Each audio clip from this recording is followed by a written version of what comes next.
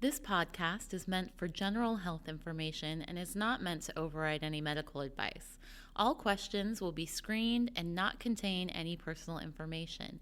If you want a private consultation, contact us via positivechoice.org or you can contact your provider directly.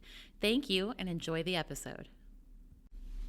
Hello and welcome to Positive Choice Wellness Podcast. My name is Anneliese. I'm an exercise physiologist and nutritionist.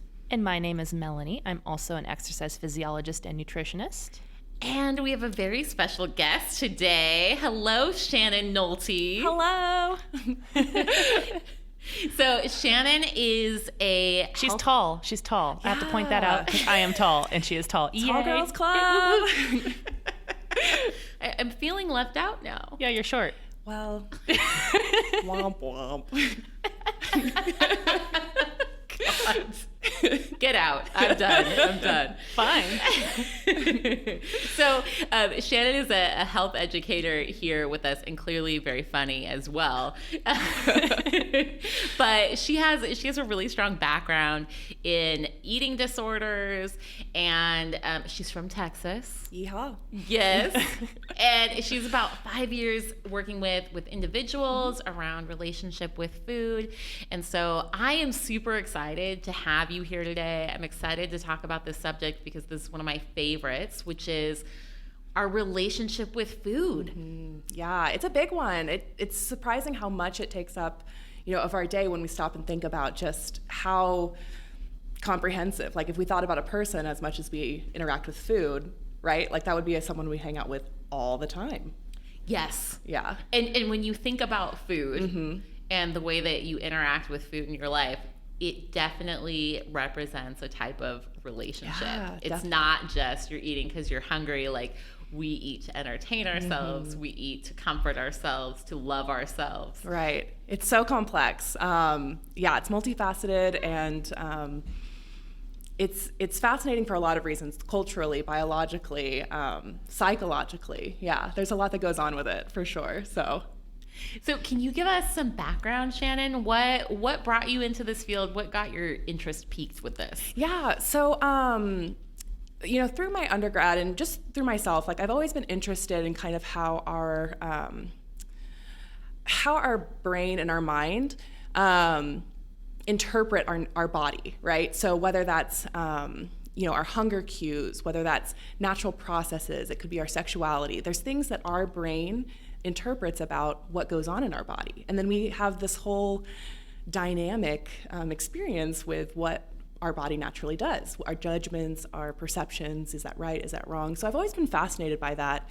And so I got into the counseling field to help learn more about that. And then I got really into the eating disorder community. And so I worked in a private practice where I got to see a lot of people, outpatient settings, so seeing them once a week, and developed my interest. And then I was like, I need to learn more about this and how to really help and see how it can get really manifested in a negative way, right?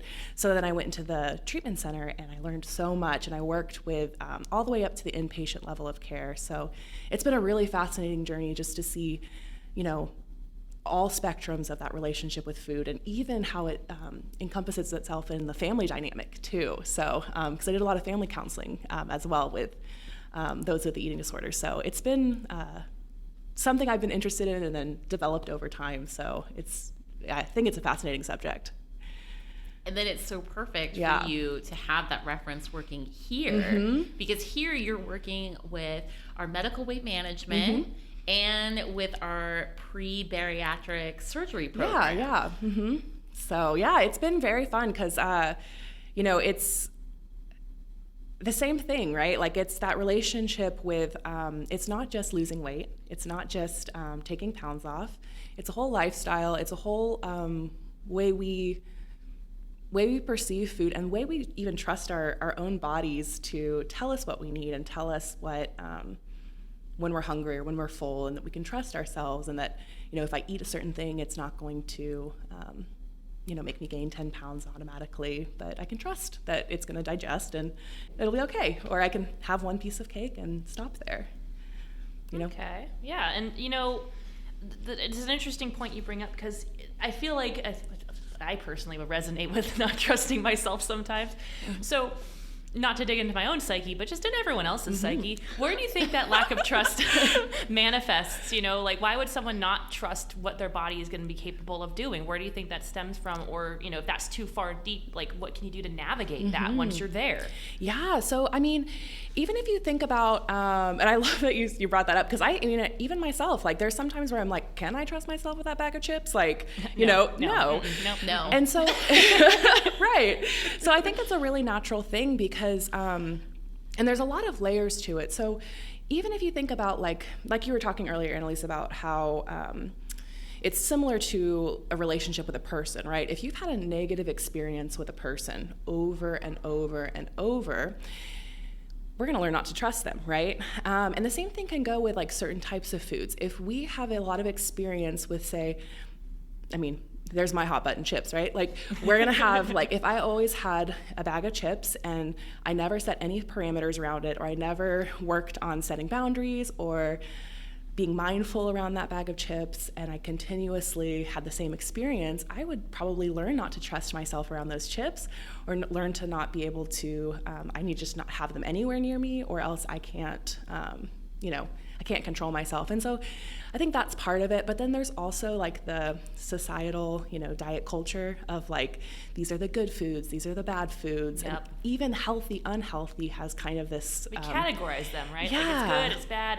it's I should or I shouldn't. Exactly. Yeah. So it's like we have this whole like meta emotional experience around our foods. It's not just so much like, this is good, I enjoyed it, I'm full. It's like, this tastes good, I'm a bad person because I ate it, I should have stopped, why can't I do this like I said I would, I want more of this now, oh, that's bad, like all these experiences that kind of come with it. So I think it is developed over time, and if we don't know the tools to start building trust with ourselves, of how to set appropriate boundaries, or how to allow myself to have something that I enjoy and be okay, then it's we just don't know until we know sometimes.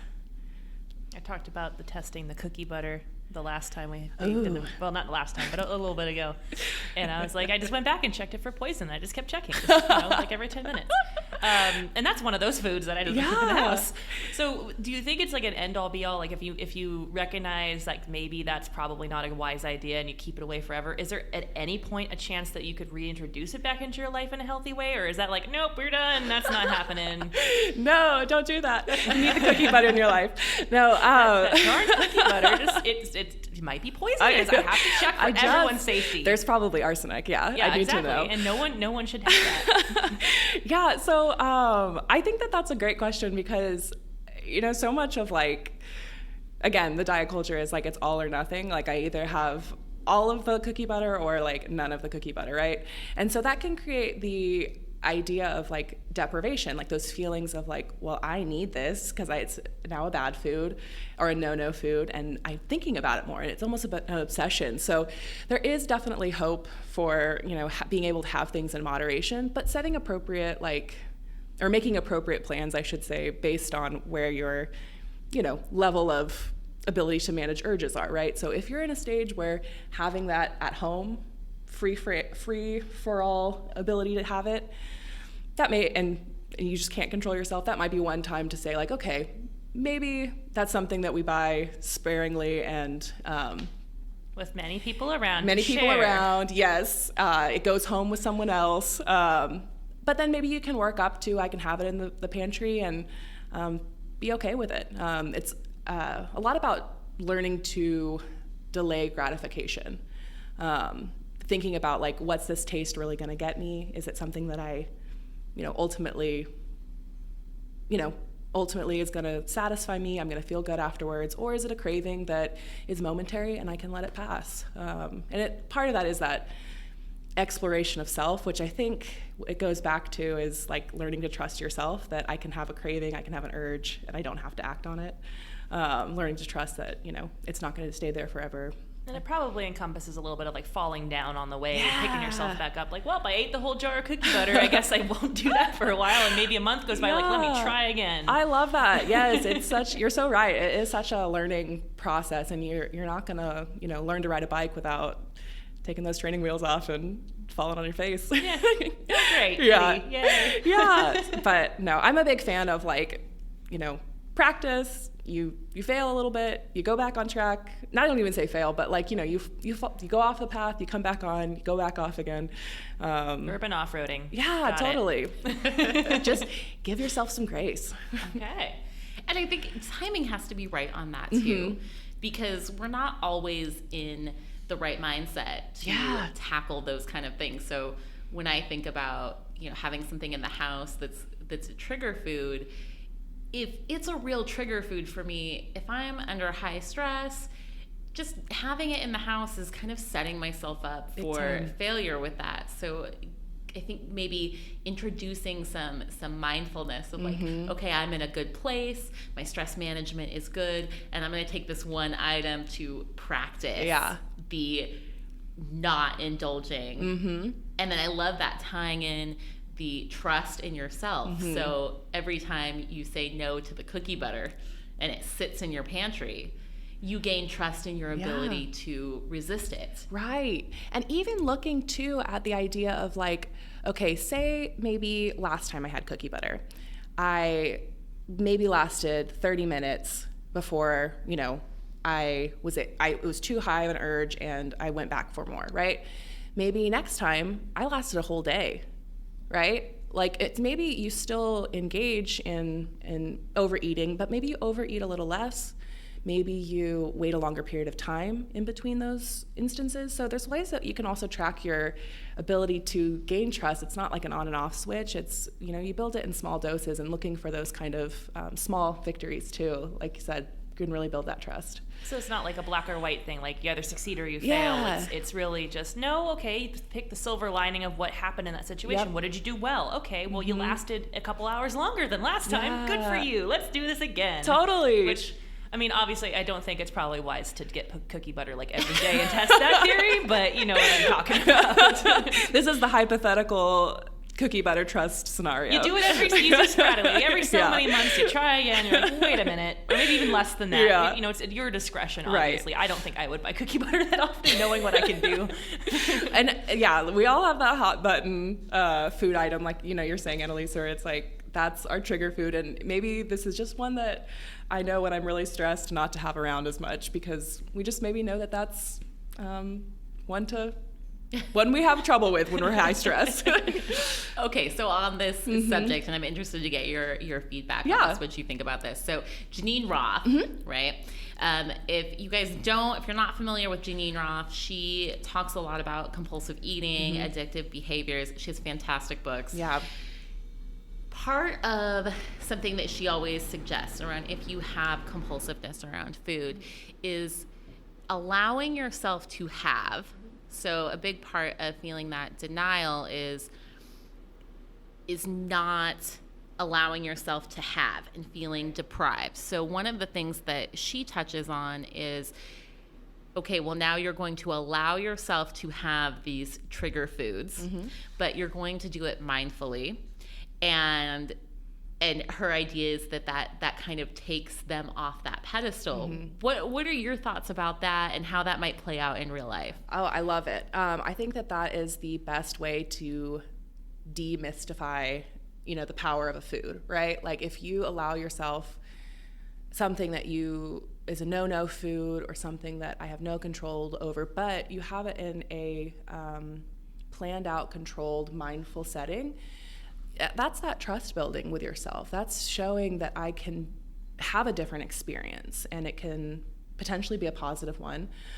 Even in the treatment center, that's a lot of what the work was having meals with people to help, demystify some of the fears around it. What's going on in your head right now when you have this cupcake? What are you fearful that's going to happen? Or how can you deep breathe? What are some things you can focus on other than, what the ingredients are, or even how can I slow down so I can actually taste the food versus eat it so quickly that it's just gone, right? And so it really does, it's a great way to change that dynamic and show that you can have a different experience. The food really has no power, right? It's our perception of the food that has the power. And so, yeah, I love that philosophy of allowing yourself space and doing it on your terms. So, So then, I guess this will kind of lead into the next one. Like when we talk about diet culture, then. So, Ooh, yes. Yeah. Let's get into diet culture. Diet culture. So how do you think that's shaping these behaviors and this thought process? You know, because the diet culture is rampant. There's so many fad diets out these days. I couldn't even count. So how is that really causing some of this like disconnection with food and making food a little bit more special or not as special or, you know, significant or insignificant, et cetera? Yeah. I mean, it's a big question. You I can know. Break it down. What is diet culture? Let's start with diet diet culture. It's What do so we mean much. by I diet know. culture? So diet culture is like anything that's like a marketing tool to sell something so you lose weight, often as quick as possible. Often it's a product that you have to buy, or often it's getting rid of like certain food groups or working out a ton. Basically, you're not good enough as you are, right? Like you have to change you. And there's so much that can go into like how that can play a role, because again, foods are good or bad. This is a plan that's, very perfectionistic. It feeds into that perfectionistic mindset of like, if I don't do it perfectly, then I'm no good. And then it's like, and this is the part I hate the most, and I just want to like, it's like food then becomes punishment, right? And so does exercise. Both are wonderful, glorious things. But like when you think about it, right? Like, so often what happens with getting into the diet cycle is like, maybe I've had a few days, a few months, whatever the case, whatever the time period of, overeating or eating bad foods or the things that are no good for me, yada, yada, yada. So then we go super restrictive to the other end, which becomes a punishment, right? It's like the hedonist on the one side, but then the punishment is like, kale and the lean proteins and all the things that they say are the super healthy ones. And then we punish ourselves further by exercising probably way past our points of like, you guys see it, I'm sure, like, doing things you don't enjoy, like do that, like running. If you don't like running, don't do it. You guys run, yeah. And so it's like those things become punishment, which can be really super positive, healthful, joyful things. And then so obviously I don't want to punish myself for too long, so I go back to the hedonist side, and then it's this cycle of like overeat, restrict, punish myself, go back, hedonist, try to soothe myself for the things that I've done. Facilitating a toxic food culture in your own head. It's like the bad boyfriend, yeah. You just need to like get rid of. Relationship. He's not good for you. I know. And this is rampant in. Now I'm just going to speak for women because clearly I'm not a man, so who knows what they do in their little boys' time. But but as a woman, I know that this idea runs rampant in our friendship circles in our lives, because more often than not, when you are out to dinner with a group of girlfriends, inevitably someone says something along the lines of, "Oh, I'm eating this, and like I better work out for 2 hours tomorrow." Right. Or there's some comment about how many calories are in it or how bad you're being, or I'll skip a meal tomorrow so I can make up for Yeah. it. Right. This idea that just having high calorie food, or let's say low nutrition food, or quote unquote bad food, that suddenly you have to sit around and qualify why you deserve to be eating it. It's nonsense. Yes. And it goes the exact opposite way too, where people just do it because they don't care either. They're like, I know this is bad, I don't care anymore. Yeah. I've seen that a lot, where someone's like, I just eat this because it doesn't matter, nothing I do works, so whatever. Right. Well, and even just that mindset is already, their mind is already cueing them, I'm doing something bad, so then I have to qualify it with, oh, I don't care anymore. Yeah, it's Nothing preserving works. the ego, right? We do have to justify everything we do, so that's fair. Think about it. Everything you do, you have to have an excuse or reason why you do it. Everyone does something. They go, why do I do that? Oh, because of this weird, obscure thing I put in my own brain. Okay, Cool. The stories we tell ourselves. I know. Yeah. It's so self-made. It's like it goes back. It's like, who can I blame? Oh, okay, that's me. Yeah. No, it was someone else. Yeah. They force-fed me. They pinned me down. They fed me food. It was their fault, not mine. Yeah, but I think it's true. Like we have this like desire to qualify, like or make up for or like justify our like own enjoyment or our own pleasure or our own experience that maybe who cares, right? Like who like yeah, it's interesting. Even in the idea of like portion size, right? Like if you've ever eaten with someone who announces their portion size, like, oh, I could never eat this much, or I can't believe I did this much, or yeah, it's like I think there is a lot of qualifying and announcing and comparing, right? Of like, am I feeding myself in alignment with how everyone else is feeding themselves? Like the salad conundrum where one person orders a salad and everyone at the table starts to order salads because they don't want to be the one person not eating a salad. I love your salad analogies. I use them all the time. Does Melanie have more salad analogies? I feel like yes. I feel probably do. I don't know. I have to think about them. If you don't, I'm confabulating it in my mind and I'm associating it with you. But in my head, you are the salad analogy queen. Just because that was my go-to when I was trying to be healthy with salad, so I guess that's why. It's very effective. Personal experience that brings upon good analogies, I suppose. Going back to the qualifying, I tend to think that goes back to the kind of culture that we live in as far as expectations around you should, as a woman, take up as little space as possible, which means you eat as little as possible. You eat dainty, healthy foods.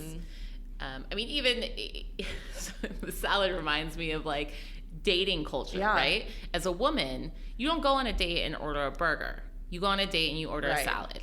And then you're the cool girl if you order a burger. Right. Like, so you don't care. Right. But you have to work out extra hard and stay thin in order to be justified to have that burger. Yes. Yeah. We want you skinny and polite and perfect looking, but then we also want you to be the cool girl that drinks a bunch of beer and eats half a thing of pizza. Right. Yeah. Be all the things. And then apologize for it when you're with your girlfriends. It's the diet culture really does truly affect that mindset though, because diet culture kind of trains you to be that way in a sense where you can't enjoy things and there's no justification for it unless it's some form of punishment. Yeah. It truly is, and it's frustrating to see that really because I want the burger. Right. Let me get the burger because I want it, not because I have to justify why I'm getting it. Like, no, I wanted it. It sounded good. I'm going to eat it. Right. Even with cheese on it. Yeah. Even with cheese on it. We can have burgers and we can have a healthy lifestyle, right? It's that balance. And I think that does go back to like, how do I allow myself to have good things that I enjoy, not go to the hedonistic, far side where it's like all the time that's nothing but, and allow myself some space. Having like that relationship with food is like, I can have that burger with cheese and enjoy it and not feel guilty about it. It's almost And empowering because you're allowing yourself to enjoy something, and that's empowering in and of itself because it's not this, oh, you shouldn't have done that. It's, oh, I wanted to and I did. Right. Haha. What are you going to do now? Yeah. And I think Take it from me.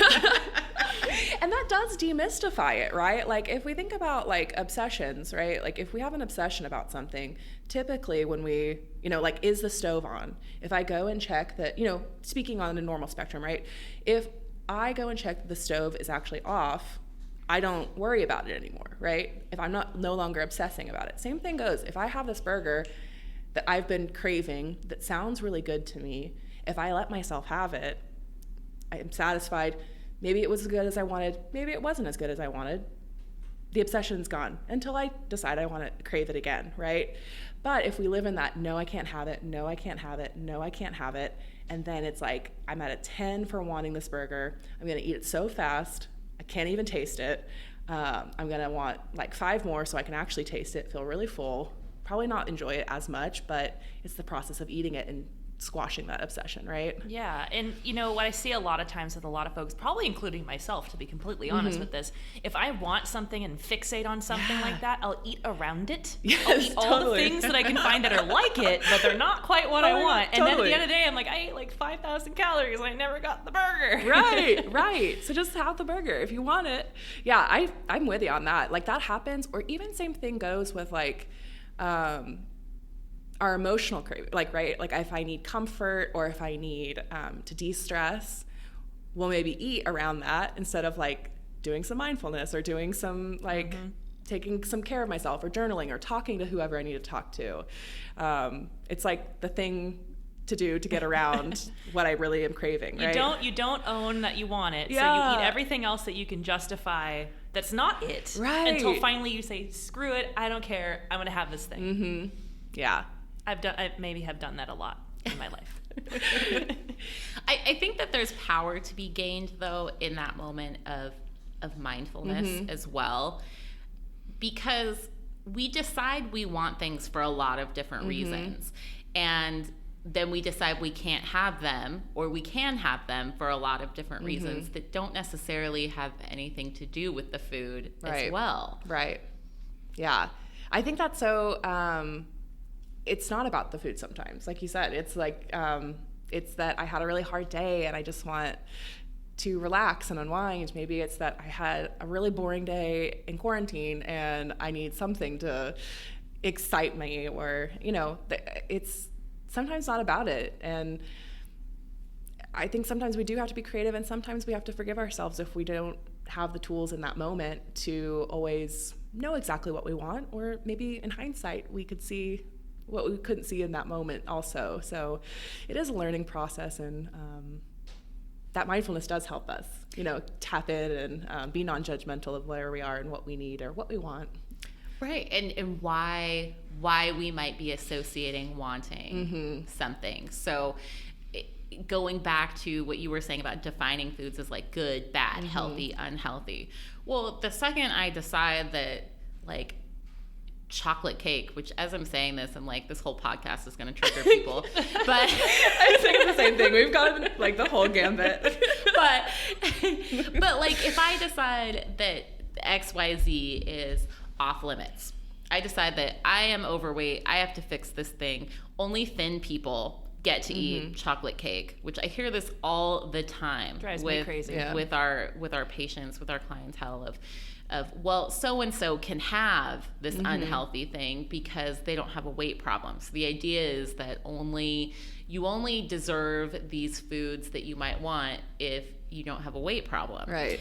And then now, regardless of whether I want it, whether I enjoy it, my brain has decided I want to feel like someone who is allowed to have the chocolate cake. Yeah. So now I want the chocolate cake, and it has nothing to do with whether I want it, whether I would enjoy it. It just has to do with I want to feel like I'm someone who can have. Ugh, that's so powerful. Yeah, because it's reclaiming that I deserve something I want, right? Like I am worth this chocolate cake. And then it becomes linked with that, right? Makes me feel like empowered in those moments when maybe I am feeling lower, like I can.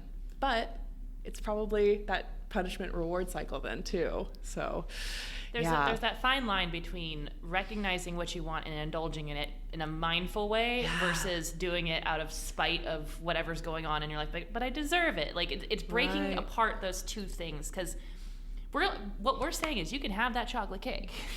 Just how you go about it is what matters the most. Are you saying I can have it because I am an adult and I can have cake? Or are you saying it because, well, I had a rough week and, things weren't going well, and I need this because, it's been this and blah, blah, blah. Like, we can make all these excuses for it, or we can just own the fact that we just want the stupid cake. Yeah. Eat the cake. Well, and that you're being mindful of where your want comes from. Yeah. Because want is very contextual. Yes. It is. And, are we, are we aware of our choices, essentially? Like, are we mindfully choosing based on, our gut or our core or like, true intuition, all that jazz? Or is it a reflexive, subconscious, mindless, grab and go type thing? Because really, who's driving the car? It's just, the food doesn't have the power again. We do. No, that bagel's in that car. Yeah. Catch that bagel. We are in charge. It's just sometimes we aren't aware that we're driving, right? Oh, I love that. Sometimes we aren't aware that we're driving. Oh, I it's just so visualized true. someone really on the hill like, oh no, this is not what I thought would happen. So, Shannon, you guys did something big during the pandemic, Yeah. your work group. So like I mentioned before, Shannon is one of our key players in our medical weight management program here at Positive Choice.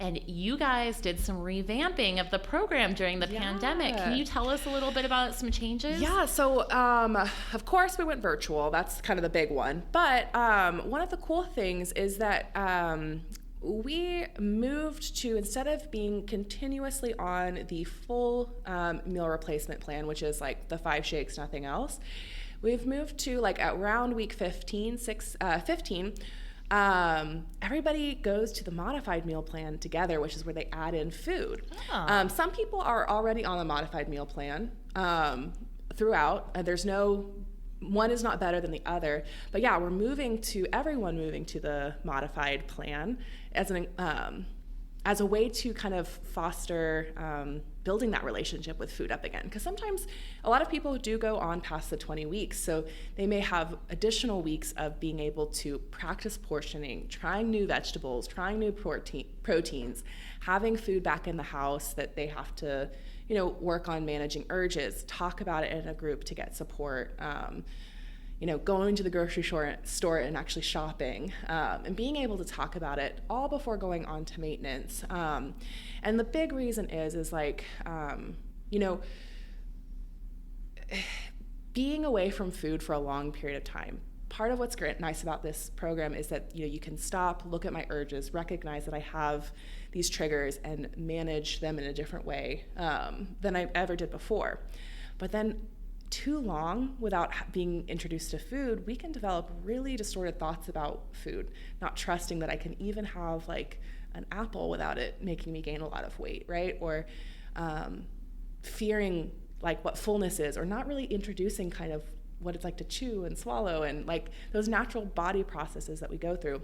So adding in that meal in a supported way can really help foster a better relationship long term, and to help people hopefully not go through the diet yo-yo cycle again, where they're not comfortable. It's going from one extreme to the other. So I'm really excited about it. I think it's taught a few classes that I've gone through it so far, and it seems like it's been really positive. So I love it. I love the idea of adding in food in a very supportive manner. I think that this is so fantastic, and it really kind of ties in why we just talked about all the things that we talked about, and especially being mindful of our own eating behaviors. It's really hard to monitor yourself because we see ourselves through all of our own filters. And so being in these classes where not only are for a while we're taking this whole thing of your food, your cravings out of the picture, you're also working with the patients to wade through all of these complicated waters. Yeah, it's awesome. I think it's such a good, you said it really well. It is complicated waters, and how scary would it be to have the first time that you're really in another group on full food. It's maybe 2-3 weeks of practicing eating. That's a lot, right? Especially being months just on shakes alone. And so I think it really can help foster, like, how do I get support? How do I practice this? What does it look like for me? So it doesn't feel quite as scary going on to maintenance. And hopefully it's more empowering for people as well to,